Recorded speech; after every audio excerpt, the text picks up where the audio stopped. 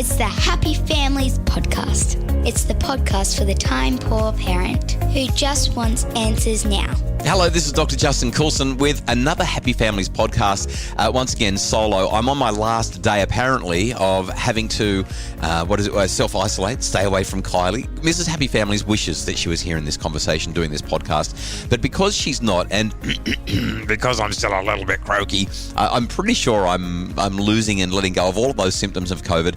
I just need to get that a little bit better. But once again, today, I'm doing this podcast solo, without Kylie, just so that we can protect her and make sure that she doesn't end up feeling lousy like I have for the last week or thereabouts. Every Tuesday on the Happy Families podcast, we answer a listener question. Our Happy Families Premium members have the opportunity to send their questions through via the Happy Families Premium membership, and I answer those questions as regularly as I possibly can, including Tuesdays on the pod. And today, we've got one that's come through from somebody who we're going to call Sue. This is not her real name. She wanted to stay anonymous. So Sue says, "Hey there, Justin. I'm chasing a resource that might be able to help me. I need to navigate supporting a toddler to sleep at her dad's house. She doesn't want to go. She's tried, but she cries for me in the night. She's distressed for 2 or 3 days when she comes home. The 3 older kids are distressed.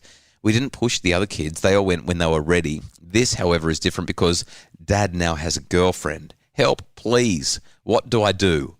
So normally, if Kylie was here, we would go backwards and forwards and share a whole range of ideas. But in the interests of preserving my voice and trying to give an answer for the time-poor parent who just wants answers now, if you're in a situation where separation and divorce have occurred and the kids are not that interested, in fact, they're reluctant, they're even pushing against spending time at the other parent's house, it puts you in a really difficult situation. And we need to be sensitive here. The first thing that I want to highlight is that from what we can tell, the very best research suggests that so long as both parents are safe, so long as both parents are kind to the kids, so long as both parents know how to do right by their children, the research seems to suggest that kids do well by having an approximately equal amount of time with each parent. 50-50 share or something close to that seems to work best. What often happens instead is that we end up with Disneyland dads who have all the fun times on the weekend, and then we end up with mum doing all the hard work during the week. That doesn't seem fair. Now, obviously, with this particular question from Sue, that's not exactly what's going on. We're talking about a toddler who's having disrupted sleep and who doesn't seem to want to go to her dad's, is really attached to mum and wants to stay with mum. And there's a difference in that now there's a girlfriend in the picture for dad, but also the 3 bigger kids, they didn't have to go until they felt ready. Now, I've had a little bit of a browse around some of the research, and I can't find anything that's really compelling research-wise, but I have this hypothesis, and that is that when our children are younger, they really need stability, they need security, and they need predictability. That routine is so important for them. And what also happens with our younger children is they develop what we call an attachment hierarchy. So attachment essentially is a way of measuring the quality of the relationship, and kids tend to create an attachment hierarchy where the person at the top of the hierarchy is the one who makes them feel safest, the one who's there the most, the one who is predictable and secure for them. In the vast majority of cases, the person at the top of the attachment hierarchy is going to be mum, and that hierarchy stays in place for the first few years of a child's life. It's so important for them to feel like the world is safe, and mum being at the top of that hierarchy is how they create that feeling of safety. So my initial response, my initial feeling here is that unless there are court orders, unless there are issues that we need to be mindful of here where there is a genuine custody agreement that can't be broken, it's generally in the children's best interests to have that stability and that security with their primary attachment figure. Having said that, they still need to spend time with other caregivers and other important adults in their lives so that they can become familiar with them and become securely attached to them. But sleepovers, especially for young children under the age of 2 or 3, toddler age, even under the age of 4 or 5, maybe there may be some room for some negotiation there. Maybe until the child's a little bit bigger and understands a little more, maybe there's the possibility that we can make the argument that for now, sleepovers with little kids aren't the best idea. I remember having a conversation with a legal scholar in Western Australia some years ago who was highlighting that in the family courts, there is some, or at least this was a handful of years ago now, there is some recognition that we shouldn't be forcing infants and toddlers and maybe even preschoolers to be having sleepovers with the parent that they don't see quite so often, that we do need to let them be a certain age. And of course, once new adults start coming into other environments, that only complicates it further. So what do? The first thing that we might do is try to work out, can we make these transitions work better? Can we make the sleepover work in a way that doesn't cause distress to the child? Can we navigate the relationships and work with our ex in such a way that we become partners on this challenge rather than seeing them as a problem or an enemy? That would be solution number one. Solution number two would be that perhaps we make an arrangement that for the next little while, until the child is a little bit bigger, a bit more mature, a bit more developmentally advanced, that we give that child the security and stability of being allowed to stay in their own bed, in their own home, the home that they spend the most time in, with that attachment person figure that they spend the most time with. Can we just make that the stable way of moving forward? Now, in the interests of fairness to both parents, I'd definitely rather see the first thing happen, but developmentally, that just might not work, and therefore the second option might be the preferable one. That requires both adults to be good, to be kind, to be fair, and to put the needs of the children first. Otherwise, that's not going to work. After the break, I want to share some other tips and ideas about dealing with separation and divorce.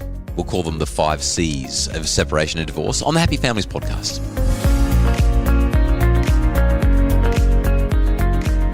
If you have more than one child, there's a simple truth. They're going to fight, they're going to compete, and they're going to have relationship troubles. But the real secret isn't how to stop the fighting, it's how to teach them kindness. The Teaching Kids Kindness webinar will help you to do just that, but also help them build lifelong sibling bonds that lead to lifelong friendships. Check out Teaching Kids Kindness at happyfamilies.com.au.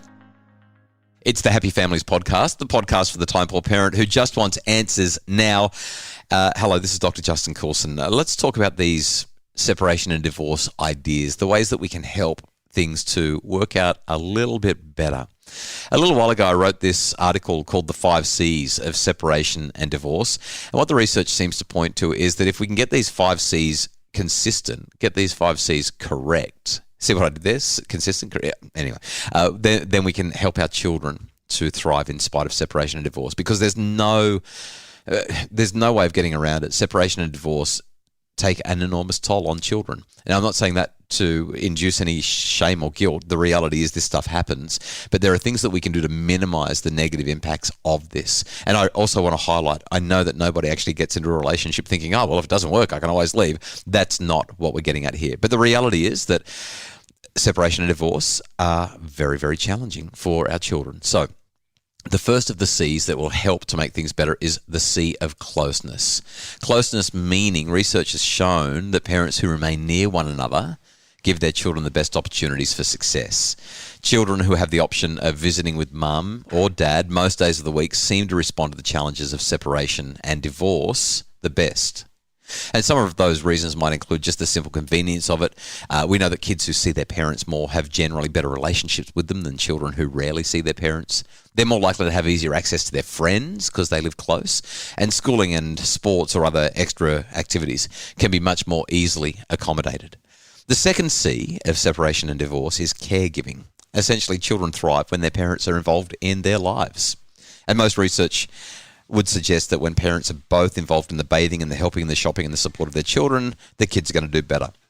The third C is conflict. Research unequivocally shows that parents need to keep their children away from the conflict that's associated with their breakup. For a child, when they see their parents fight, it's really, really scary.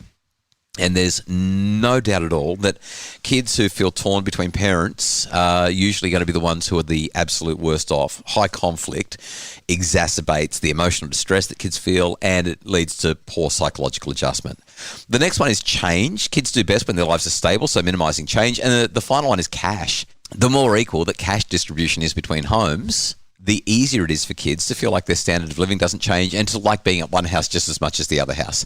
So those are the things that I would add to the question that came through from Sue in answering that idea of how are we supposed to deal with this. I know that kind of gets off the topic of the sleepovers, but we sort of addressed that in the first half. Hopefully that's helpful. In the interests of health and safety, I'm going to wrap up this podcast now and go and rest my voice again, and hopefully by tomorrow I'll be back and everything will be feeling fine. My week is up as of tomorrow morning, and fingers crossed we can get on with our lives again. The Happy Families podcast is produced by Justin Rulon from Bridge Media. Craig Bruce is our executive producer, and if you'd like more info about making your family happier, just visit us at happyfamilies.com.au.